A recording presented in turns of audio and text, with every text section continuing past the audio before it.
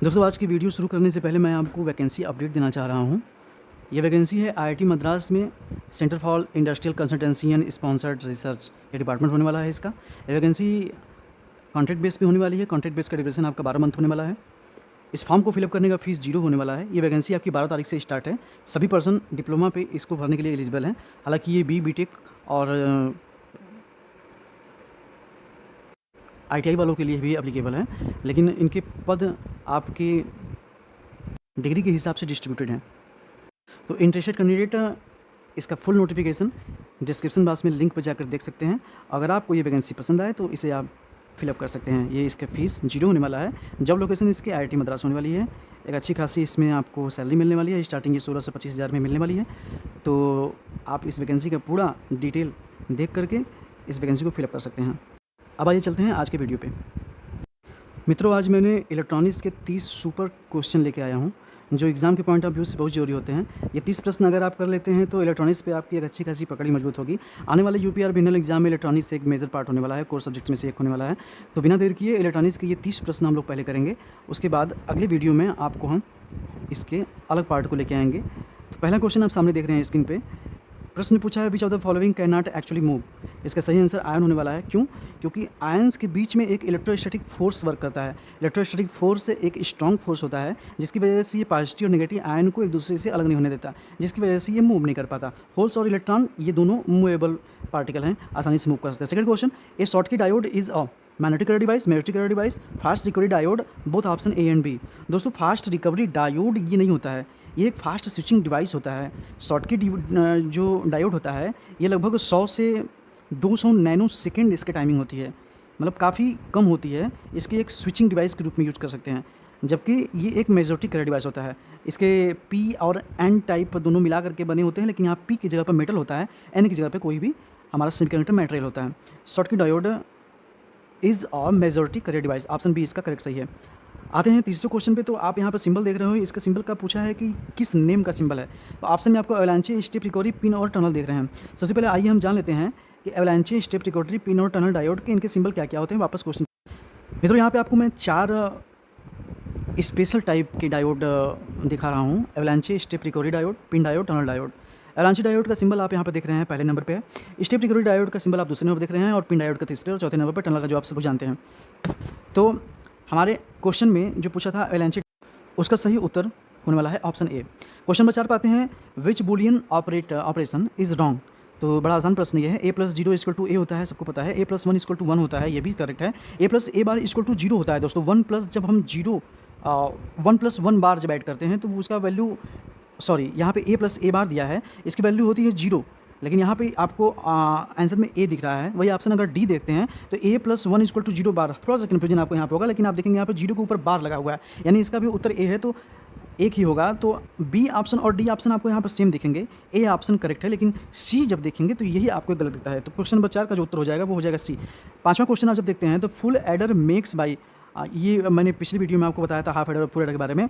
Full adder जो हमारा बनता है वह 2 हाफ एडर और एक आर गेट की वजह से बनता है। दोस्तों हाफ एडर को जब मैंने बताया था किस किन के गेटों को मिल से बनता है, तो हाफ एडर हमारे उनमें भी 2 गेट होते हैं। क्या क्या? उसमें एक एंड गेट होता है और एक आर गेट होता है। सॉरी दोस्तों, उसमें एक्सऑर और एंड गेट होता है हाफ एडर में, यानी इसमें 2 एंड गेट, 2 एक्सऑर गेट और एक आर गेट, यानी ऑप्शन आपका डी बिल्कुल सही है। क्वेश्चन नंबर 6 पे आते हैं, मल्टीप्लेक्सर इज अ डिवाइस। दोस्तों कुछ इलेक्ट्रॉनिक्स के इक्विपमेंट हैं जैसे multiplexer, D multiplexer, encoder, decoder, flip flop, register, ये सब होते हैं। तो इनमें इनपुट और आउटपुट के बारे में पूछता है कि नंबर कितनी होती हैं। सबसे पहले क्वेश्चन में हम लोग आते हैं। तो क्वेश्चन हमारा है मल्टीप्लेक्सर के बारे में। मल्टीप्लेक्सर जैसे आपको सुनने में ही लग रहा है कि मल्टी इनपुट इसमें है और बिल्कुल सिंगल आउटपुट है। इसके अलावा भी बाकी चीज़ें हम लोग देख लेते हैं। जैसे कि आप लोग देख रहे हैं, multiplexer many input single output, decoder many input many output. Decoder के बारे में यहाँ पे एक जानकारी और मेंशन किया हूँ मैंने कि डिकोडर बाइनरी नंबर को अदर कोड में कन्वर्ट करता है, वही इनकोडर जो होता है वह अदर कोड को बाइनरी में कन्वर्ट करता है। डी मल्टीप्लेक्सर के बारे में आप देख रहे हो, सिंगल इनपुट मेनी आउटपुट होता है। क्वेश्चन नंबर 6 का जो उत्तर आपको मिला वो option A, many input, sorry option A में मेनी इनपुट मेनी आउटपुट दिया है। हमें चाहिए क्या? मेनी इनपुट और सिंगल आउटपुट, यानी ऑप्शन बी इज करेक्ट। सातवें क्वेश्चन पे आते हैं, which are the ways to convert an alternating current into a direct current. तो कितने मेथड ऐसे हैं जिससे हम एसी को डीसी में कन्वर्ट करते हैं। दोस्तों दोनों जो हमारे रेक्टिफायर होते हैं, हाफ वेव और फुल रेक्टिफायर, वो सभी हमारा एसी को डीसी में ही कन्वर्ट करने के लिए होता है। तो half wave rectifier, full wave rectifier के दो पार्ट हैं, सेंटर टाइप और ब्रिज टाइप। ऑप्शन जो ए बी सी है तीनों में हमको मिल रहे हैं वो, तो डी ऑप्शन जब देखेंगे तो ऑल ऑफ द एबव दिया है, यानी इस प्रश्न के सभी ऑप्शन सही है, यानी डी ऑप्शन जो है इसका करेक्ट आंसर होगा। Which is the conversion of current done by diode. तो डायोड के बारे में पूछा है कि ये कौन सा कन्वर्जन शो करता है। दोस्तों डायोड के अलावा भी मैं कुछ इंस्ट्रूमेंट लेकर आया हूँ आपके पास। जैसे डायोड रेक्टिफायर जो होता है वो एसी को डीसी में कन्वर्ट करने के लिए होता है, ये बड़ा आसान है, सब लोग जानते हैं हम लोग हैं। डीसी चॉपर एक होता है, डीसी चॉपर का उपयोग हम करते हैं डीसी वोल्टेज को कंट्रोल डीसी वोल्टेज में चेंज करने के लिए। इन्वर्टर फिक्स डीसी को वेरिएबल एसी में कन्वर्ट करने के लिए। साइक्लो कन्वर्टर जो होता है फिक्स एसी को वेरिएबल एसी में कन्वर्ट करने के लिए होता है, जबकि इसका उपयोग फ्रीक्वेंसी कन्वर्टर। क्वेश्चन नंबर 9 पे हम दोस्तों आते हैं, what is an energy gap. तो आई थिंक ये एनर्जी बैंड गैप के बारे में पूछ रहा है। ऑप्शन ए है energy band is which electron can move freely, space between two orbital cells है, energy level at which an electron can exit, any of the above.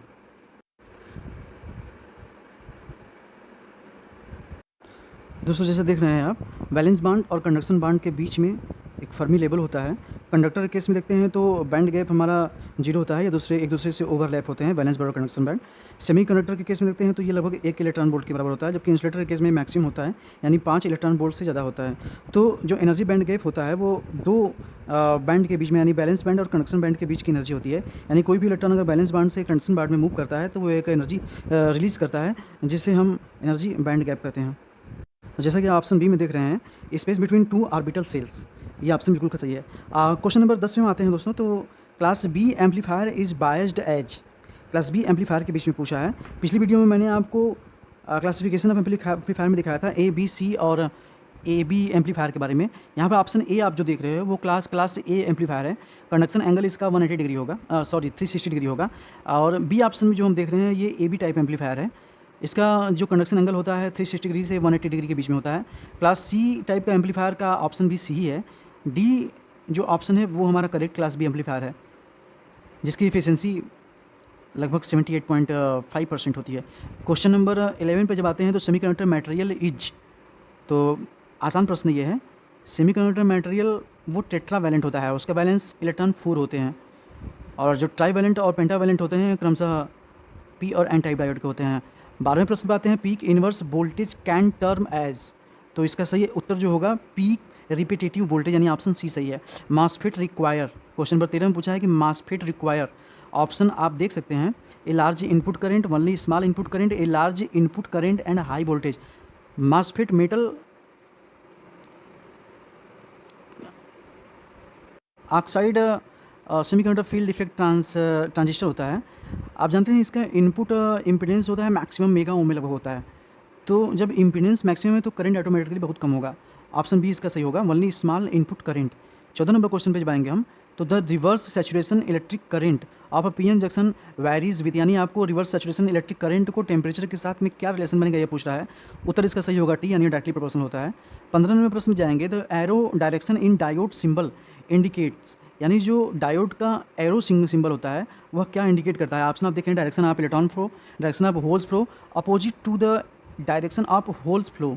दोस्तों फॉरवर्ड बाइट के केस में जब देखेंगे तो पीएन जंक्शन डायोड जो होता है वह करंट को फॉरवर्ड बायस के केस में ही पास करता है, यानी जो उसका सिंबल होता है एरो का वो डायरेक्शन ऑफ होल्स के फ्लो को दिखाता है, या उसे हम दूसरे शब्दों में कन्वेंशनल करंट यानी करंट का फ्लो का डायरेक्शन शो करता है। तो अगर ये तभी होगा जब ये फॉरवर्ड बायस के केस में होगा। तो सिंपली इसका उत्तर हमारा जो होगा डायरेक्शन ऑफ कन्वेंशनल फोर्स, यानी होल्स के फ्लो के डायरेक्शन को ही ये शो करता है। Option B direction of holes flow इसका सही उत्तर होगा। 16वें क्वेश्चन पर आते हैं, junction field effect transistor contain how many diode. तो जंक्शन फील्ड इफेक्ट ट्रांसफार्मर में कुल 2 तरीके के डायोड होते हैं। जैसे जंक्शन फील्ड इफेक्ट ट्रांसफार्मर में आपको ड्रेन सोर्स और गेट मिलते हैं, तो 2 इसमें डायोड कम्बिनेशन बनते हैं। पहला आपका गेट सोर्स और दूसरा गेट ड्रेन। सिंबल आप यहाँ पर देख सकते हैं, इसका फील्ड जंक्शन फील्ड में ट्रांसफार्मर का सिंबल ये एन टाइप का हम यहाँ पर शो किए हैं। अगला बड़ा इंपॉर्टेंट क्वेश्चन है, what is the input impedance of a common gate configured JFET. तो इसका उत्तर जो होगा ऑप्शन ए बिल्कुल सही है, वेरी लो, यानी बहुत कम होता है इसका कॉमन गेट के कंडीशन में इनपुट इम्पीडेंस वेरी लो होता है। अगले क्वेश्चन पे, which of this is the best description of A Zener diode, यानी जीनर डायोड को बेस्टली कौन सा वेरीफाई कर रहा है या फिर डिस्क्राइब कर रहा है। तो जैसा हम सब जानते हैं जीनर डायोड हमारा एक वोल्टेज रेगुलेटर के बीच में के रूप में हम इसका वर्क लेते हैं। तो ऑप्शन बी में आप यहाँ पर देख रहे होंगे, it is a constant voltage device, यह एक कांस्टेंट वोल्टेज डिवाइस के रूप में काम करता है। 19वें क्वेश्चन देखेंगे, which one is in correct formula. दोस्तों अल्फ़ा बीटा गामा इन तीनों में रिलेशन होता है, वो अभी आपको मैं दिखा रहा हूँ स्क्रीन पे। दोस्तों आप तीन फार्मूला देख रहे हैं, अल्फा इक्वल टू बीटा बटे 1 plus beta, gamma equal to 1 plus beta equal to 1 minus alpha, और gamma equal to alpha into beta. तो जो फार्मूला सेकंड है, gamma equal to 1 plus beta equal to 1 minus alpha, ये formula केवल अगर आपको कंठस्थ याद है तो आप इनके सारे प्रश्न किए कर सकते हैं। तो प्रश्न में हमारे gamma equal to 1/1 minus alpha, option A बिल्कुल सही है। Option B beta equal to gamma minus 1 बिल्कुल सही है। ऑप्शन सी पर जब आएंगे तो gamma equal to 1/1 plus alpha है, जो कि यहीं पर गड़बड़ हो जाता है। ऑप्शन डी इसका करेक्ट वे है, gamma equal to 1/1 minus alpha. तो क्वेश्चन नंबर 19 का आंसर जो होने वाला है वो डी ऑप्शन होने वाला है।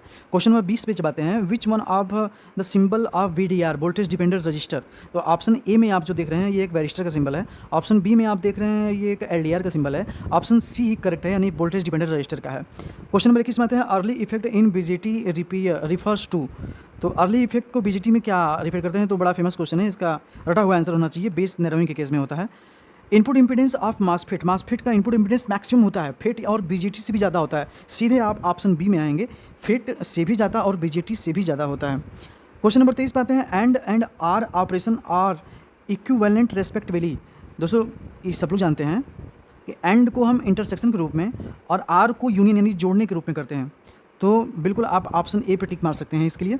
क्वेश्चन नंबर 24 जब देखते हैं, इसने पूछा है 2 years कॉम्प्लीमेंट ऑफ 100, ये एक बाइनरी नंबर दिया हुआ है। आइए इसका हम 2 years कॉम्प्लीमेंट निकालते हैं। दोस्तों क्वेश्चन में जो बाइनरी नंबर हमको दिया था वो 10101011 दिया था। सबसे पहले इसका 1 years कॉम्प्लीमेंट निकालने के लिए हम इसके 1 years कॉम्प्लीमेंट यानी इसका अपोजिट नंबर लिख देते हैं। 0 है तो 1 है, 1 है तो 0। और इसका 2 years कॉम्प्लीमेंट निकालने के लिए जो हमारा 1 years कॉम्प्लीमेंट आएगा उसमें 1 को ऐड करते हैं, सिंपली यही वे है। आंसर हमारा 01010101, जो कि ऑप्शन ए में दिख रहा है, 01010101 बिल्कुल सही है। क्वेश्चन नंबर 25 पे आएंगे तो एक फुल एडर में कितने इनपुट और कितने आउटपुट के बारे में इसने पूछा है। पिछली वीडियो में मैंने आपको बताया था फुल एडर में 3 इनपुट और 2 आउटपुट होते हैं, वही हाफ एडर में 2 इनपुट और 2 आउटपुट होते हैं। क्वेश्चन नंबर 26 पे जब हम आते हैं तो इसने पूछा है excess 3 code is known as. तो एक्सेस 3 कोड के बारे में हम यहाँ पे पहले कुछ जान लेते हैं। मित्रों एक्सेस 3 कोड एक सेल्फ कॉम्प्लीमेंटिंग कोड है। यहाँ पर मैं कैसे चेक करते हैं एक्सेस 3 कोड को कि ये दिया हुआ नंबर एक्सेस 3 कोड है, और इसके अलावा एक्सेस 3 कोड निकालते कैसे हैं इसका मेथड मैंने बता दिया है। सबसे पहले मैंने जो बाइनरी नंबर दिया रहेगा उसे डेसिमल में कन्वर्ट करेंगे, उसके बाद उसमें उसके प्रत्येक डिजिट में 3 को ऐड करते हैं, और ऐड करने के बाद उन नंबरों का अगर सम करते हैं यानी एडिशन करते हैं, अगर वो 9 के बराबर आता है तो वो हमारा एक एक्सेस 3 कोड होता है। एग्जाम्पल के रूप में मैंने ये आपको लिया है, आप यहाँ पर देख सकते हैं। जो बाइनरी नंबर दिया है इसको मैं जब कन्वर्ट करूँगा डेसिमल में तो वो 30 आया। 30 के दोनों पार्ट में मैंने दोनों डिजिट में +3 और +3 ऐड किया तो वो 63 हो गया, और 63 निकलने के बाद ये मेरा एक्सेस 3 कोड होता है। 63 को जब ऐड करेंगे तो ये 9 हो रहा है। तो 9 अगर आ रहा है आपका तो सिंपली आप बता सकते हैं किसी भी डिजिट नंबर में अगर उनके नंबरों को ऐड करने के बाद अगर वो 9 आ रहा है तो वह एक एक्सेस 3 कोड ही होगा। 27 नंबर क्वेश्चन जो आप देख रहे हैं दोस्तों, 27 नंबर क्वेश्चन में पूछा है कि काउंटर और फ्लिप फ्लॉप आर रिस्पेक्टिवली। पिछले ही वीडियो में मैंने इसको भी आपको बताया था। काउंटर, फ्लिप फ्लॉप और रजिस्टर ये 3 जो होते हैं वो सीक्वेंशियल सर्किट होते हैं, जबकि इनकोडर, डिकोडर, मल्टीप्लेक्सर ये सब कॉम्बिनेशनल सर्किट में आते हैं। तो इस प्रश्न का जो सही उत्तर होगा वह ऑप्शन सी होगा। 28वें प्रश्न पे जब हम आते हैं, the base of the number system for the addition operation of 24 + 14 = 11 to be true. इसका बेस पूछा है मित्रों। बेस ज्ञात करने का मेथड कुछ इस तरीके से है, दिए हुए नंबर में हम x के पहले डिजिट में स्क्वायर से गुणा करते हैं और सेकेंड डिजिट में उसके पावर पे 1 से गुणा करते हैं, यानी आप देख रहे हैं 2x² और प्लस 4x ये हो गया मेरा 24x, ये इसका मल्टीप्लाई हो गया। जब 14 में हम देखेंगे तो एक्स स्क्वायर प्लस 4x हो गया ये वाला पार्ट। और जब उसी तरह 41 में देखेंगे तो ये 4 को एक्स स्क्वायर से मल्टीप्लाई किया और 1 को मल्टीप्लाई किया एक्स से, यानी ओनली एक्स आया। इस तरीके से हम सॉल्व करते हैं तो हमारा आंसर जो आएगा वह x + 1 आता है। सॉल्व करने के बाद इसका आंसर 7 था। क्वेश्चन नंबर 28 का आंसर बी है। 10 ईयर्स कम्प्लीमेंट पूछा है, इस नंबर का एक डिजिटल नंबर आपके सामने दिया है, उसका 10 ईयर्स कम्प्लीमेंट पूछा है। 10 ईयर्स कम्प्लीमेंट या फिर 9 ईयर्स कम्प्लीमेंट से ऊपर निकालने का मेथड डिफरेंट होता है। क्वेश्चन नंबर 29 का सलूशन आप देख रहे हैं। 10 ईयर्स कम्प्लीमेंट निकालने के लिए या फिर उससे ऊपर कम्प्लीमेंट निकालने के लिए सबसे पहले हम उसे एक लेस डिजिट यानी 10 से नीचे एक डिजिट कम कर देते हैं। 9 से सबको डिफरेंस निकाल देते हैं उसका, तो वो 9 ईयर्स कम्प्लीमेंट निकलता है। उसके बाद अगर हमें एक यानी 9 से ऊपर 10 ईयर्स कम्प्लीमेंट निकालना है तो उसमें हम 1 को ऐड कर देते हैं, यानी हमारा 9 ईयर्स कम्प्लीमेंट में 1 ऐड करने के बाद हमारा 10 ईयर्स कम्प्लीमेंट इस तरीके से आ गया। तो 36 67 44 00 जो कि ऑप्शन बी में सी में दिख रहा है आपको, वो बिल्कुल करेक्ट है। लास्ट क्वेश्चन इस वीडियो का दोस्तों है ये है कि the output of a logic gate is 0 when all its input are at logic 1 gate is either. Question थोड़ा कॉम्प्लिकेटेड है।